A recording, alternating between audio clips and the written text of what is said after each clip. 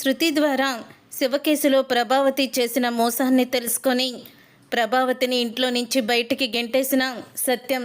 అసలు ఇదంతా ఎలా జరగబోతుందనేది ఈ వీడియోలో తెలుసుకుందాం. ఇక సత్యాన్ని బాలు అయితే ఇలా అడుగుతూ ఉంటాడు. ఏంటి నాన్న, అమ్మకి నచ్చజెప్పావా? కేసు వాపసు తీసుకుంటానని చెప్పిందా? చెప్పు నాన్న అని అంటూ ఉంటే, లేదురా, తను కేసు వాపసు తీసుకోవాలంటే మీనా ఇంట్లో నుంచి వెళ్ళిపోవాలని చెప్పి నాకు షరతు పెట్టింది అని అంటూ ఉంటాడు సత్యం. ఇక ఆ మాట విని బాలు మీనా షాక్ అయిపోతూ ఉంటారు.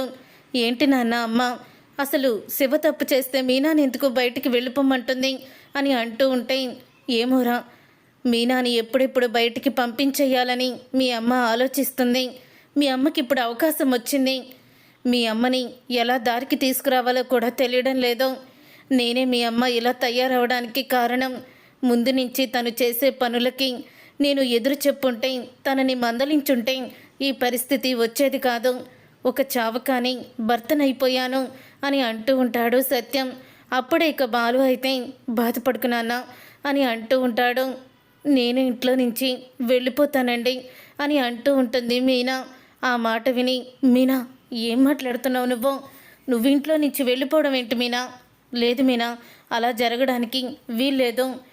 లాయర్ గారిని కలుద్దాం పదా అని అంటూ ఉంటాడు బాలు. అప్పుడే మీనా బాలు ఇద్దరు కూడా లాయర్ని కలవడానికైతే మళ్ళీ వెళ్తారు. అప్పుడే లాయర్తో, ఇలాగ కేసు అయితే వాపస్ తీసుకోనని మా అమ్మ కరాఖండిగా చెప్పేసిందండి. ఇప్పుడు ఏం చెయ్యాలో అర్థం కావడం లేదు అని అంటూ ఉంటాడు బాలు.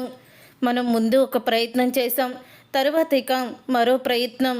డబ్బు బాగా ఖర్చు పెడితేనే తప్ప ఈ కేసు అనేది కొట్టేయరు అని అంటూ ఉంటాడు లాయర్ అయితే. అప్పుడు ఇక బాలు అయితే ఎంత ఖర్చు అవుతుంది అని అడుగుతూ ఉంటాడు.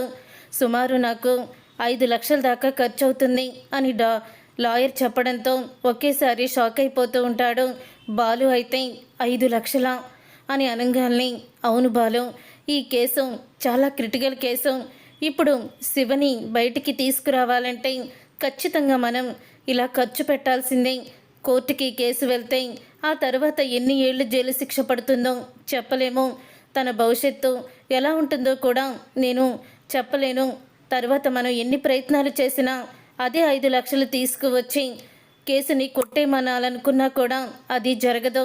తర్వాత నువ్వు మీ అమ్మని తీసుకొచ్చినా డబ్బు తీసుకొచ్చినా ఫలితం లేదు అని లాయర్ చెప్పడంతో, అలా అనకండి లాయర్ గారు, మీరు అంటుంటే నాకు భయమేస్తుంది అని మీనా అంటూ ఉంటుంది. మిమ్మల్ని భయపెట్టాలని కాదమ్మా, వాస్తవం చెప్తున్నాను అని అంటూ ఉంటాడు. అప్పుడే ఇక ఆ డబ్బు నేను తీసుకొస్తాను అని అంటూ ఉంటాడు బాలు అయితే. నాకు ఒక్క 3 రోజులు టైం ఇవ్వండి, ఈ 3 రోజుల్లో డబ్బులు ఎలాగైనా తీసుకొస్తాను అని అంటూ ఉంటాడు. సరే బాలు, ఎక్కువ కాలం మనం వెయిట్ చేయకూడదు. రోజు రోజుకి ఈ కేసు బలపడిపోతుంది. ఒకవేళ ఈ కేసు బలపడితే మాత్రం మీకు తెలిసిన వాళ్ళ ఇళ్ళకి అందరికీ వెళ్ళి వెతుకుతారు. అప్పుడు శివ దొరికిపోతే కోర్టుకి తీసుకువెళ్తారు. తర్వాత మనం ఏం చెయ్యాలనుకున్నా ముందుకు వెళ్ళలేము అని అంటూ ఉంటాడు లాయర్ అయితే. ఆ మాట విని, లేదు సార్, 3 రోజుల్లో నేను ఖచ్చితంగా తీసుకొస్తాను అని అంటూ ఉంటాడు బాలు అయితే. మీనా, నువ్వు అత్తయ్య గారి దగ్గరికి వెళ్ళు, నేను ఇప్పుడే వస్తాను అని అంటూ ఉంటాడు బాలు అయితే. అప్పుడు ఇక మీనా అయితే, ఇప్పుడు డబ్బులు ఎక్కడి నుంచి తీసుకొస్తారండి అని అడుగుతూ ఉంటే, కారు అమ్మేస్తాను మీనా అని బాలు అంటాడు. ఆ మాట విని, మీనా ఏంటండి మీరు అనేది? అవును, నేను కారు అమ్మేస్తాను, నువ్వు వెళ్ళు అని అంటూ ఉంటాడు బాలు. మన అవసరానికి ఉపయోగపడుతుంది కదా, తర్వాత మళ్ళీ మనం ఎలాగైనా కొనుక్కోవచ్చు. శివ భవిష్యత్తు కన్నా నాకేమీ ఎక్కువ కాదు అని బాలు అంటూ ఉంటే, అప్పుడు మీనా అయితే బాలుని చూసి, నిజంగా మీరు దేవుడండి అని అంటూ చాలా ఎమోషనల్ అవుతుంది. తర్వాత ఇక రాజేష్కి ఫోన్ చేస్తాడు. రాజేష్ అయితే, రే ఏంట్రా ఇదంతా అని అంటూ ఉంటే, తప్పదురా, భగవంతుడు మంచి వాళ్ళకి కష్టాలు ఎక్కువ ఇస్తాడట, భరించగలరా లేదా అని టెస్ట్ చేస్తాడేమో. అందుకని భగవంతుడు టెస్ట్ పెడితే నేను గెలవకుండా ఉంటానా? గెలిచి తీరుతాను, ఏ సమస్యనైనా తీర్చుకోగలను. చిన్నప్పటి నుంచి అలవాటైపోయిందిరా, పద అని అంటూ ఉంటాడు బాలు. అప్పుడు ఇక కారు అమ్మడానికి ఒక చోటుకైతే వెళ్తారు. అప్పుడే ఇంకా వాళ్ళైతే కారు తీసుకొని ఇక 3 లక్షలు అయితే ఇస్తారు. అలా ఇచ్చిన తర్వాత అప్పుడే ఇక 3 లక్షలు తీసుకొని బాలు అయితే వస్తూ ఉండగా రాజేష్ అయితే రే ఈ 20,000 కూడా నీ దగ్గర ఉంచరా అని అంటూ ఉంటాడు. రాజేష్ రే వద్దురా, నీకే అంతంత మాత్రం పిల్లల ఫీజులు, నువ్వు కూడా ఈఎంఐలు కట్టుకోవాలి కదా అని అంటూ ఉంటే పిల్లల ఫీజులు మొన్నే కట్టేశానురా, 6 నెలల వరకు రావు, అప్పుడేదోటి చూద్దాంలే. అయినా ఆపద సమయంలో నువ్వెన్నోసార్లు నన్ను ఆదుకున్నావు, నాకు ఇంత మాత్రం సహాయం చేయడానికి అవకాశం ఇవ్వు అని రాజేష్ అయితే అంటాడు. నిజంగా నువ్వే ప్రాణ స్నేహితుడు అని మరోసారి నిరూపించుకున్నావురా అని రాజేష్ దగ్గర కూడా డబ్బులు తీసుకుంటాడు. మీనా ఎక్కడున్నావు అని అడుగుతూ ఉంటాడు బాలు. గుడి దగ్గర ఉన్నామండి అని అంటూ ఉంటుంది మీనా. అప్పుడే ఇక మీనా వాళ్ళ నాన్న చెరుకు రసం తీసే మిషన్ అయితే అమ్మేస్తూ ఉంటారు. ఆ చెరుకు రసం తీసే మిషన్ని ఇక అమ్మేసిన వాళ్ళు వ్యాన్ ఎక్కిస్తూ ఉంటారు. అది కిందకి పడిపోతుందేమో అని మీనా అయితే జాగ్రత్తగా పెట్టండి, కింద పడిపోతుందేమో, ఏదో అవసరం వచ్చి అమ్ముకుంటున్నాను తప్ప ఇది మా నాన్న జ్ఞాపకం అని మీనా, పార్వతి, సుమతి అందరూ కూడా చాలా ఏడుస్తూ ఉంటారు. అప్పుడే ఇక అక్కడికి వచ్చిన బాలు అయితే మీనా ఏంటిదంతా, ఏంటి మిషను ఇలా వ్యానెక్కిస్తున్నారేంటి అని అడుగుతూ ఉంటే మిషన్ అమ్మ అమ్మేసిందండి, శివని విడిపించడానికి డబ్బులు కావాలి కదా అని అంటూ ఉంటుంది మీనా. ఇదిగోండి మీకు అమ్మేసిన డబ్బులు ఇచ్చేస్తున్నాను, అది ఎక్కడ తీసారో అక్కడ పెట్టించేయండి, ఇది మా మావయ్య జ్ఞాపకం ప్లీజ్ అండి అంటూ వాళ్ళని బ్రతిమలాడేసరికి వాళ్ళైతే ఆ మిషన్ అక్కడ పెట్టేసి డబ్బులు తీసుకుని వెళ్ళిపోతారు. అప్పుడే ఇక ఏంటత్తయ్య ఇది, అసలు ఎందుకు మీరు ఇలా చేస్తున్నారు, మావయ్య జ్ఞాపకంగా ఉండేది ఇప్పటి వరకు దాచుకున్నారు, అది అమ్మేయడమేంటి మీరు అని అడుగుతూ ఉంటాడు బాలు.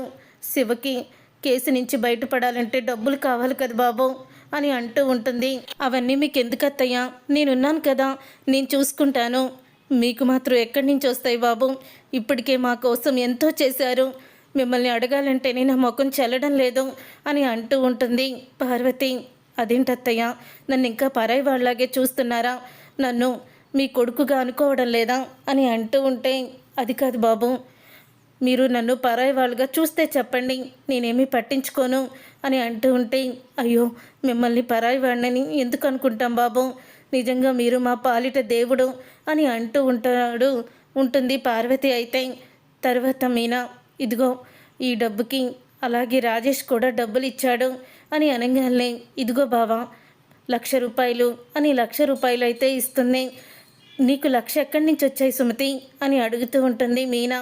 నా నగలు అమ్మేశానక్క అని అనగానే మీనా అదేంటే, అవి నీ పెళ్ళి కోసమని అమ్మ ఎప్పటి నుంచో చేయించిన నగలు నువ్వు అమ్మేస్తే ఎలా చెప్పు అక్క, ఇప్పుడు ఆ పెళ్ళి ఏమీ జరగట్లేదు కదా, నాకు ఇప్పుడు పెళ్ళేమీ ముఖ్యం కాదు, నాకు మన కుటుంబం సంతోషంగా ఉండడమే ముఖ్యం, దానికోసం నేను ఏదైనా చేస్తాను, నాకు ఇప్పుడు అంతగా ఏమీ నగల మీద లేవక్క, అయినా నేను జాబ్ చేసుకుంటాను కొన్ని రోజులు, ఇక ఈ పెళ్లి విషయాలన్నీ పక్కన పెట్టేసి ముందు మనకు అవసరం కాబట్టి ఈ డబ్బులు వాడుకోండి అని అంటూ ఉంటుంది సుమతి. నిజంగా రత్నాలు లాంటి పిల్లల్ని కన్నా రత్తయ్య అని అంటూ ఉంటాడు బాలు. ఏం చేయమంటావు బాబు, ఆ రత్నంలో కూడా ఇదిగో ఈ శివలాంటోడు పుట్టాడు అని అంటూ బాధపడుతూ ఉంటుంది. బాధపడకండి అత్తయ్య, వాడెంత ఆవేదన పడుతున్నాడో మీకేం తెలుసు, వాడు కూడా బిక్కు బిక్కుమంటూ రాజేష్ వాళ్ళ ఇంట్లో ఉంటున్నాడే కానీ భోజనం కూడా సరిగ్గా చేయడం లేదట, ఎంతో బాధపడుతున్నాడని రాజేష్ చెప్పాడు అని అంటూ ఉంటాడు బాలు. తర్వాత ఇక మీనా బాలు ఇద్దరు కూడా ఇంకా ఇంటికి వెళ్ళి మనం పైన గదికి కొన్ని డబ్బులు దాచిపెట్టుకున్నాం కదండి, అవి కూడా తీస్తే 5 లక్షలు పూర్తవుతాయి అని ఇద్దరు కూడా కూర్చొని ఆ డబ్బులు లెక్క పెట్టుకుంటూ ఉంటారు. అప్పుడే అక్కడికి వచ్చిన సత్యం ఏంట్రా ఆ డబ్బులేంటి అని అడుగుతూ ఉంటే ఏం లేదు నాన్న, ఏం లేదు అని అంటూ ఉంటాడు బాలు. ఎందుకురా నా దగ్గర నిజం దాచిపెట్టి నన్ను పరాయి వాణ్ణి చేస్తున్నావు అని అంటూ ఉంటాడు సత్యం. అదేం లేదు నాన్న, నిన్ను పరాయి వాణ్ణి చేయడం ఏంటి అని అంటూ ఉంటాడు బాలు. మీకు శివ కేసుకి సంబంధించి డబ్బులు అవసరమయ్యాయి, కానీ నన్ను ఒక్క రూపాయి కూడా అడగకుండా మీ ఇద్దరు మాత్రం చాలా ఇబ్బంది పడుతున్నారని నాకు అర్థమైంది. నేను అప్పుడప్పుడు దాచిపెట్టిన డబ్బులు ఇదిగోరా నా దగ్గర ఒక 60,000 దాకా ఉన్నాయి, ఇవి తీసుకోండి అని తీస్తాడు సత్యం. అయితే అప్పుడు ఇక బాలు సత్యాన్ని పట్టుకొని థ్యాంక్స్ నాన్న అని ఏడుస్తాడు. ఎందుకురా ఏడుస్తున్నావు, ముందు వెళ్ళి కేసు నుంచి శివని విడిపించండి అని అంటూ ఉంటాడు సత్యం. అప్పుడు ఇక బాలు మీనా డబ్బులు తీసుకొని ఇక లాయర్ దగ్గరికి అయితే వెళ్తారు. సార్, మీకు చెప్పిన గడువు కన్నా ముందే తీసుకొచ్చాను సార్ డబ్బులు. ఎలాగైనా శివని మీద ఉన్న కేసుని కొట్టేసేలా చూడండి అని అంటూ ఉంటాడు బాలు. తప్పకుండా బాలు, ఇలా ఇవ్వు డబ్బులు అని అంటూ డబ్బులైతే తీసుకుంటాడు. ఇక శివ కేసు మొత్తం కూడా కొట్టించేసినట్టే. ఈ డబ్బులు ఇవ్వవలసిన వాళ్ళ చేతులకి ఇచ్చేసి శివ కేసు కొట్టేసేలా చేస్తాను అని అంటూ ఉంటాడు. లాయర్ అయితే మీ మీదే నమ్మకం పెట్టుకున్నాం సార్ అని అంటూ ఉంటే మీ నమ్మకాన్ని నేను వమ్ము చేయను అని లాయర్ అయితే మాట ఇస్తాడు బాలుకి. అప్పుడు ఇక బాలు అయితే ఇక ఇంటికైతే వెళ్ళిపోతాడు. అలా వెళ్ళిపోయిన తర్వాత ఇక లాయర్ అసిస్టెంట్ అయితే వస్తాడు. ఏంటయ్యా, ఈ కేసు విషయం మీద నిన్ను ఇన్వెస్టిగేషన్ చేయమని కొన్ని విషయాలు కనుక్కోమని చెప్పాను కదా, ఏమైంది అని అడుగుతూ ఉంటే కనుక్కున్నాను సార్. ఈ బాలు వాళ్ళ అమ్మగారు డబ్బు మనిషి, మిగతా ఇద్దరు కోడళ్ళు కోటీశ్వర్ల ఇంటి నుంచి వచ్చారట. మీనా మాత్రం పూలమ్ముకునే వాళ్ళ ఇంటి నుంచి వచ్చింది. తను పేదింటి అమ్మాయినని మీనాని చాలా హింసలు పెడుతుంది. పక్కా డబ్బు మనిషి సార్ అని అంటూ ఉంటాడు. ఇది మనకి చాలా కేసు తను వాపస్ తీసుకోవడానికి ఆమె ఎక్కడుందో ఏంటో కనుక్కున్నావా అని అంటూ ఉంటే కనుక్కున్నాను సార్ అని అంటూ ఉంటాడు లాయర్ అసిస్టెంట్ అయితే. అప్పుడే ఇక లాయర్ అయితే కామాక్షి ఇంటికైతే వెళ్తారు. అలా వెళ్ళిన తర్వాత కామాక్షి అయితే ఇక వచ్చిన లాయర్ని చూసి ఎవరు కావాలి అని అడుగుతూ ఉంటుంది. ప్రభావతి గారు ఉన్నారా అని లాయర్ అడుగుతూ ఉంటే ఉన్నారు, లోపలికి రండి అని లాయర్ని లోపలికి పిలుస్తుంది కామాక్షి. వదిన, నిన్ను కలవడానికి లాయర్ వచ్చారు అని అనగానే లాయరా, నేనేమీ పిలిపించలేదే అని అంటూ ఉంటుంది కామాక్షితో. ప్రభావతి, ఏంటి సార్, ఎవరు పంపించారు మిమ్మల్ని అని అడుగుతూ ఉంటే చూడండి, మీరు శివ మీద పెట్టిన కేసుని వెనక్కి తీసుకోండి అని లాయర్ అయితే చెప్తాడు. ఓ మధ్యవర్తిత్వానికి వచ్చారనమాట. నేను ఎవరికైనా ఒక్క మాటే చెప్తాను, చివరికి నా భర్త వచ్చినా ఒక మాటే చెప్పాను. ఆ మీనా ఇంట్లో ఉండగా నేను ఆ ఇంటికి రాను, కేసు వాపస్సు తీసుకోను అని. మళ్ళీ మిమ్మల్ని ఎవరు పంపించారు, బాలునా మీనానా అని అడుగుతూ ఉంటే అప్పుడే ఇక నేను శివ తరపు లాయర్ని, కానీ నేను మీ దగ్గరికి వస్తున్నట్టు ఎవ్వరికీ కూడా తెలీదు, మీతో కొంచెం మాట్లాడాలని వచ్చాను అని అంటూ ఉంటాడు. అప్పుడే ఇక ఎవరు మాట్లాడినా నాది ఒకటే మాట సార్, నేను మాత్రం అస్సలు కూడా ఈ కేసు వాపస్ తీసుకోను అని అంటూ ఉంటే ఈ కేసు పెట్టి మీరేం లాభం పొందుతారు చెప్పండి, కేసు వాపస్ తీసుకోండి, ఈ కేసు మీరు పెట్టడం వల్ల మీకేముంది లాభం అని అంటూ ఉంటే లాభం ఏంటి, ఆ మీనాని తన పుట్టింటి వాళ్ళని నేను అసలు కూడా ఊరుకోను, నాకు అవకాశం వచ్చాక నేనెందుకు ఊరుకుంటాను అని అంటూ ఉంటుంది ప్రభావతి. అవునులే, నీ చేతికి రాబందుకి కోడిపిల్ల దొరికినట్టు మీనా పాపం దొరికింది, పీక్కు పీక్కు తింటావు అని అనుకుంటూ ఉంటుంది. కామాక్షి అయితే చూడండి, మీరేమన్నారు, ఈ కేసు వల్ల నాకు లాభం ఏంటి అన్నారు, మరి కేసు వాపస్ తీసుకోవడం వల్ల లాభం ఏంటి నాకు అని అడుగుతూ ఉంటుంది ప్రభావతి లాయర్ని. అప్పుడు ఇక లాయర్ అయితే ఈ కేసు మీరు వాపస్ తీసుకుంటే మీకు కొంత మనీ వస్తుంది మేడం అని అంటూ ఉంటాడు లాయర్. ఏంటి, 100, 200, 1000 ఇస్తే కేసు వాపస్ తీసేసుకుంటానా, అస్సలు కూడా కుదరదు అని అంటూ ఉంటుంది ప్రభావతి. 100, 200, 1000 ఏంటి మేడం, మీకు నేను 2 లక్షలు ఇస్తాను, ఈ 2 లక్షలు తీసుకొని కేసు వాపస్ తీసుకోండి అని డబ్బులైతే చూపిస్తాడు లాయర్. అప్పుడు ఆ డబ్బులు చూసిన ప్రభావతి అయితే ఏంటి, డబ్బు ఆశ చూపించి నన్ను ఓడిద్దామనుకుంటున్నారా మీరు అని అంటూ ఉంటే అదేం లేదు మేడం, ఒకవేళ మీరు డబ్బులోకి తీసుకోకపోతే పర్వాలేదులేండి, ఎలాగెళ్ళాలో అలాగే వెళ్తాం, ఇంకా భగవంతుడి దయ, ఆ అబ్బాయి అదృష్టం అని అంటూ ఉంటాడు లాయర్ అయితే. అప్పుడు ఇక డబ్బులు చూసిన ప్రభావతి సరే సరే, నేను ఇప్పుడు ఈ డబ్బులు తీసుకొని కేసు వాపస్ తీసుకోవాలి అంతే కదా, మరి ఈ కేసు వాపస్సు డబ్బులు తీసుకొని నేను తీసుకుంటున్నట్టు మీరు ఎవరికైనా చెప్తారా అని అడుగుతూ ఉంటుంది ప్రభావతి. అయ్యో లేదు మేడం, అలా ఎందుకు చెప్తాము, మీకు నేను ఏ ఒక్క పైసా కూడా ఇవ్వలేదు, ఈ డబ్బు మీకు ఇచ్చినట్టు నేను ఇక్కడే మర్చిపోతాను, మీరు మాత్రం స్టేషన్కి వచ్చి ఏదో జాలిపడి తొందరలో కుటుంబ విషయాల్ని పెద్ద చేసుకున్నాము, జాలిపడి ఇప్పుడు మా వాళ్ళని మేము బాధ పెట్టదలుచుకోలేదు, ఆ అబ్బాయి మీద కేసు వాపస్ తీసుకుంటున్నామని మీరు ఇన్స్పెక్టర్తో చేతి కేసు వాపస్ తీసుకోండి అంతే మేడం, మరి దానికి మీరు 2 లక్షలు తీసుకోండి అని అనగానే అప్పుడే ఇక ఆ మాట విని ప్రభావతి ఆనందపడుతూ ఉంటుంది. ఎట్టి పరిస్థితుల్లో ఈ విషయం ఎవరికి చెప్పకూడదు అని అంటూ ఉంటుంది. అప్పుడే ఇక డబ్బులు తీసేసుకొని ఇక ప్రభావతి అయితే కామాక్షికి ఇచ్చి, కామాక్షి ఇవి నీ దగ్గరే ఉంచు, అవసరమైనప్పుడు తీసుకుంటాను అని అంటూ ఉంటుంది. ప్రభావతి అయితే కామాక్షితో. అప్పుడే ఇక కామాక్షి అయితే లోపల తీసుకువెళ్ళి బీరువాలో పెడుతుంది. సరే మేడం, నేను వెళ్ళిన ఒక గంటకి వెళ్ళి మీరు కేసు వాపస్ తీసుకోండి అని అంటూ ఉంటాడు లాయర్ అయితే. మొత్తానికి లాయర్ వెళ్ళిపోయాక కామాక్షి ఇలా అంటూ ఉంటుంది. మొత్తానికి నువ్వు లంచం తీసుకొని కేసు వాపస్ తీసుకుంటున్నావన్నమాట. డబ్బు మనిషివని మరోసారి నిరూపించుకున్నావు వదిన అని అంటూ ఉంటుంది కామాక్షి. దాంట్లో నీకు కూడా వాటా ఉందిలే కామాక్షి అని అంటూ ఉంటుంది ప్రభావతి. 200 300 అని అంటూ ఉంటే, కాదు నీకు నేను 20,000 ఇస్తాను అని చెప్తూ ఉంటుంది ప్రభావతి. అవునా వదిన, 20,000 ఇస్తావా? సరే అయితే మరి ఇప్పుడు కేసు వాపస్ తీసేసుకుంటావా అని అంటూ ఉంటే, అప్పుడే కేసు వాపస్ తీసుకొని ఇంటికి వెళ్తాను అని అంటూ ఉంటుంది ప్రభావతి. అప్పుడే కేసు వాపస్ తీసుకొని ప్రభావతి అయితే ఇంటికైతే వచ్చేస్తుంది.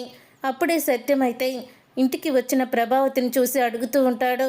ఏంటి, మనసు మార్చుకొని వచ్చావా, లేకపోతే ఇంకా సాధిద్దామని వచ్చావా అని అడుగుతూ ఉంటే, మనసు మార్చుకొని వచ్చాను, కేసు వాపస్ తీసుకున్నాను అని అంటూ ఉంటుంది ప్రభావతి.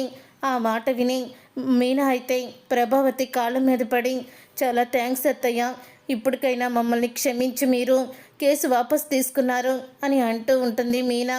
సర్లే, అయినా నీ మీద నాకు కోపం అయితే ఏం పోలేదు అని అంటూ ఉంటుంది ప్రభావతి. అప్పుడే తన గదిలోకి అయితే వెళ్తుంది పిచ్చి మీనా.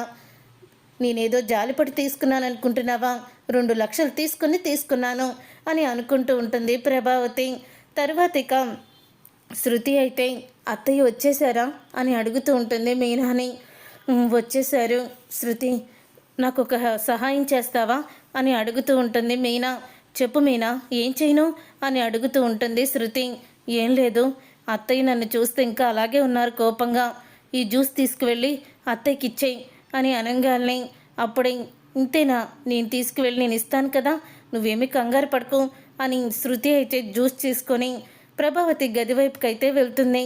అప్పుడే ఇక ప్రభావతి కామాక్షికి ఫోన్ చేసి, కామాక్షి నేను ఇంటికి రాగానే మా ఆయన నన్ను ఎంతో గొప్పదాన్ని అనుకుంటున్నాడు, ఆ లాయర్ దగ్గర 2 లక్షలు తీసుకొని కేసు వాపస్ తీసుకున్నానన్న విషయం తెలియక అందరూ నేనేదో గొప్పదాన్ని అన్నట్టు నన్ను పొగిడేస్తున్నారు అని అంటూ ఫోన్లో కామాక్షితో మాట్లాడుతూ ఉంటుంది. మీ అన్నయ్యక ఈ విషయం చెప్తే ఏమన్నా ఉందా? నన్ను బ్రతకనిస్తారా? ఎవ్వరితో చెప్పలేదు, ఆ 2 లక్షలు నీ దగ్గరే పెట్టు అని అంటూ ఉంటుంది ప్రభావతి. తర్వాత ఈ విషయం అంతా కూడా ప్రభావతి ఫోన్లో మాట్లాడడం అంతా వీడియో తీసేసి శృతి అయితే, చెప్తా మీ సంగతి అని సత్యం దగ్గరికి వెళ్ళి, మావయ్య మీరు ఆంటీ కేసు వెనక్కి తీసేసుకుందని ఆంటీ గురించి గొప్పగా అనుకుంటున్నారు కదా, అసలు కేసు వాపస్ ఎందుకు తీసుకున్నారో తెలుసా అని ఇక చూపిస్తూ ఉంటుంది తనైతే వీడియోని. ఆ వీడియోని చూసి షాక్ అయిపోతూ ఉంటాడు సత్యం.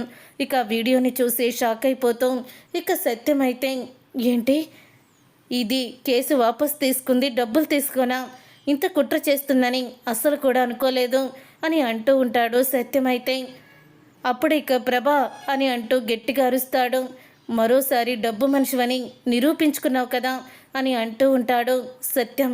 ఆ మాట విని, ఏంటి మీరు మాట్లాడేది, నేను డబ్బు మనిషి ఏంటి, ఛీ, నువ్వు ప్రేమలు అనుబంధాలు వేటి విలువ అస్సలు కూడా పూర్తిగా మర్చిపోయావు, డబ్బుంటే చాలనుకుంటున్నావు, డబ్బుంటే అన్నీ అయిపోతాయి అనుకుంటున్నావు కదా, చివరికి నువ్వు కేసు వాపస్ తీసుకోవడానికి లాయర్ దగ్గర డబ్బులు తీసుకున్నావా?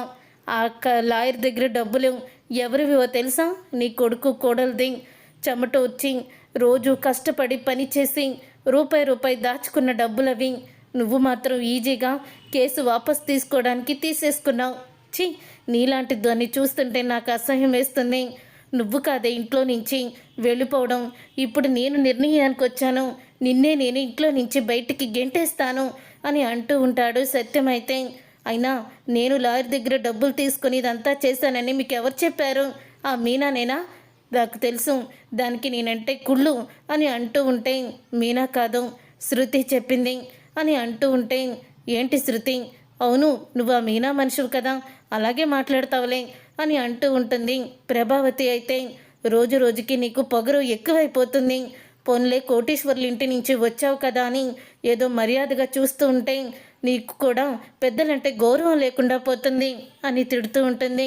ఆపవే, చేసిందంతా చేసి కప్పిపుచ్చుకోవాలని చూస్తున్నావా నువ్వు అని అంటూ సత్యమైతే ప్రభావతిని అంటూ ఉంటాడు. చూసారుగా ఫ్రెండ్స్, రాబోయే కథలో ఖచ్చితంగా ఇలాగే జరగబోతుంది. మరి ఇలాగే జరగాలని మీరైతే కోరుకుంటున్నారా? అయితే తప్పకుండా వీడియోనైతే లైక్ చేయండి. మీరు చేసే ఒక్క లైక్ మాకు ఎంతో సపోర్ట్ని ఇస్తుంది.